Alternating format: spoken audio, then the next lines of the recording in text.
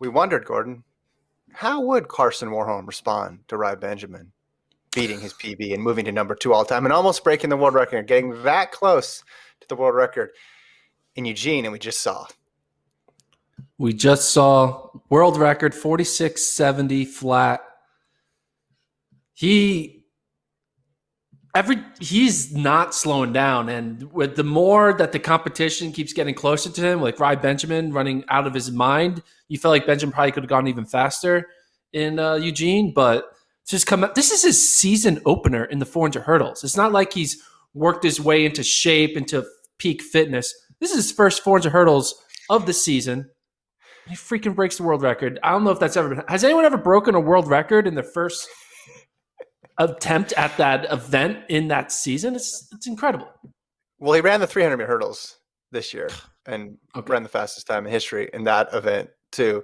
Listen, this has been a possibility in this event since about 2018. We've been talking about it with Samba when he broke 47 seconds. And then 2019, Benjamin and Warholm joined the party. And then 2020, a lot of people didn't run, but Warholm kept running and he kept getting closer and closer, even in situations where we didn't think a world record would be in play. Like he'd run a race where there'd be no fans in the stands, there'd be no competition. You'd think, no.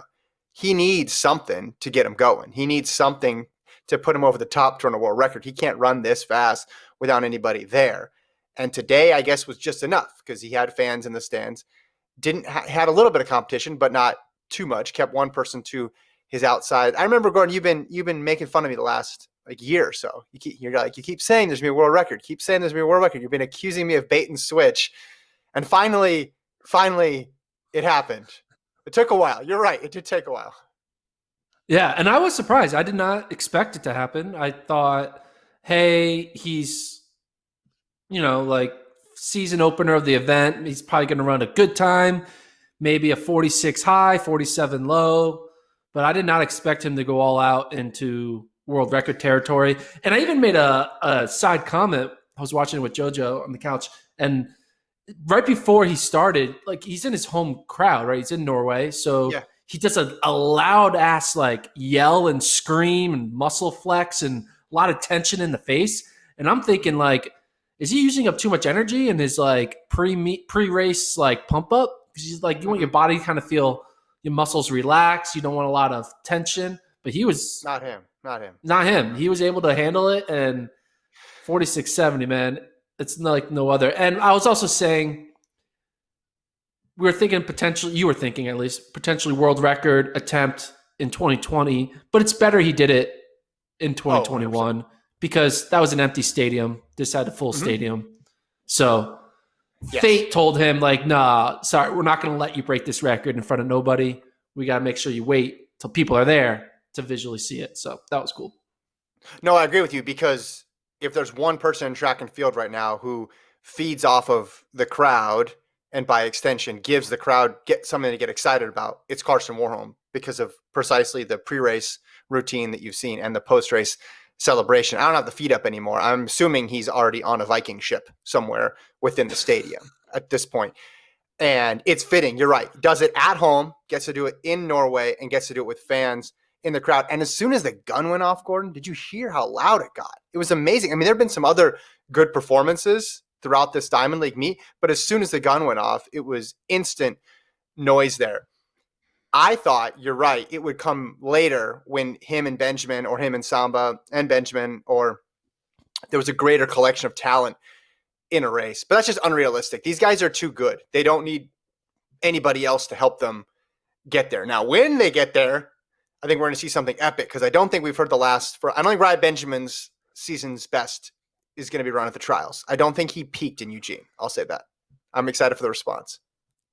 Yeah, and also big shout out for Alison Dos Santos, who low-key ran 47.3. We talk about, the big three of Warholm, Benjamin, and Samba out of Qatar. Maybe Dos Santos can potentially now become a medal threat with his 47.3. Obviously, though, no one's really talking about that. We're all talking about 46.7 flat. They said it's the oldest track record to be broken, right? It was the last standing So I guess what's the oldest track record Men's now? side. On the men's side? Nick Sicardi just posted that. I think it is now Hicham El Garouge's 1500 from 1998. That's the oldest standing men's individual track event. Men's So track event, yeah. I feel like that. I mean, that record's hard to be broken because it's a Well, mile. we thought it would be possible this year, but now with Chariot Yeah. getting hurt, I don't know. Wait, is the mile the 1500? Mile, It's right? 1500. He's talking about the okay. 1500. 1500. Yeah. Okay. Sorry, I thought I heard mile. But yeah, I mean, we could. I think Ingebrigtsen could be potential breaker of that in the next 3 years, 4 years. I could see that. Could you?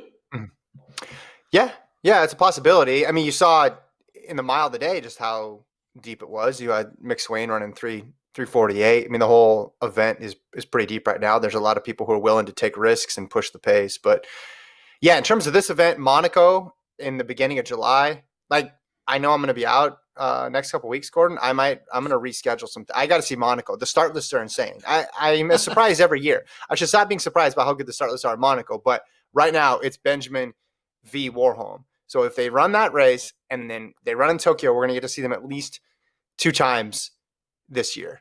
And this event just keeps finding ways to outdo itself. It's so much fun. Men's and women's 4-meter hurdles. Fast forward to that Monaco race. Do you think there's any mental strategic move on that race that you can kind of use to kind of take an advantage of the rematch that will come in Tokyo? Because do you want to hold some cards? Like, do you want to, like, how do you approach that matchup? Because obviously we know Benjamin and Warholm, they're the favorites. One of them is going to win Olympic gold. They both even though Warholm technically has run faster, you could say they're at the same fitness level. 46.7. What did Benjamin run? 46.78, wasn't it? 83, right? 83. So potato. It's a couple tenths of a second. They're the same. So does winning the Monaco matchup, is that a good thing? Is that a bad thing? Because then the person who got second is going to be more motivated. Do you want to not show a move? I'm trying to overthink it. I mean, it is just a track race, but I'm trying to create it into some you're playing a football team week 17, and then you play them again in the first round of the playoffs. You're not going to play your starting quarterback because you don't want to give away your game plan. Is there a sportsmanship of not giving away your race plan in this Monaco race, you think? I think they're both aware of each other's races. I mean, let's be clear. Warholm 2-0 against Benjamin all time. So I think that Benjamin want to win just going into Tokyo. Would he rather win in Tokyo than win in Monaco? Of course. But I think it would help for him to get a victory against this guy because he hasn't been able to win. In terms of Warholm, he strikes me as the type of guy who has one speed and one gear, and it's absolute destruction from the get-go. He doesn't really he would be the guy, if to extend your football analogy, in week 16 or 17 of the NFL, his team's up in the play, they've already clinched home field advantage, and he's keeping his starters in the fourth quarter trying to beat the Browns 49-0. That's basically the equivalent of Karsten Warholm in the 4-meter hurdles. I don't think he knows how to tap the brakes at all. So I think he's going to go for it all in Monaco, and then he's going to recoup a couple weeks later and go for everything in Tokyo. I think he wants to keep doing this. He's probably thinking sub 46.5. He's probably thinking put this thing out of reach for this generation of guys. So I'm guessing Warholm gets to pick his lane first, and then Benjamin gets second choice. So that is funny that you mentioned that, because Otto made a point today of Benjamin picked Warholm picked his lane and he picked 7, right? Which is interesting because last year there were some meets where he was all the way in the outside.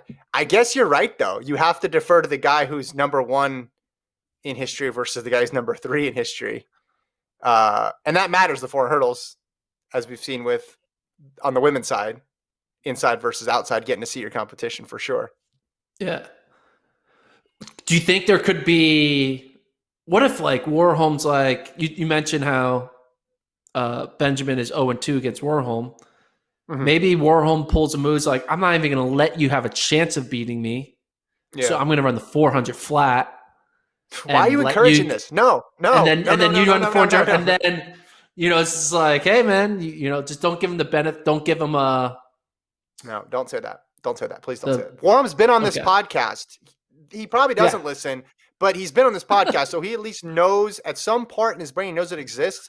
If he stumbles on it and hears what you just said and is like, takes your advice, I don't know why the hell he do that, but if he did and he scratches, that would be a tragedy for track and field. So no, I want him running both. This is what we want. We don't want this whole like they're only going to race once a year and that's it. And let's put yeah, no, everything on I know, in. And in 2019, the first time they met, that was in Zurich. That was when Warholm ran 46.92 and Benjamin ran 46.98. So that was an absolute classic. When they met again in Doha, it wasn't as fast, but it was still a pretty damn good race. It was separated only by, quarter of a second there. So both guys have showed that they don't obviously back down from the challenge, and it brings the most out of them.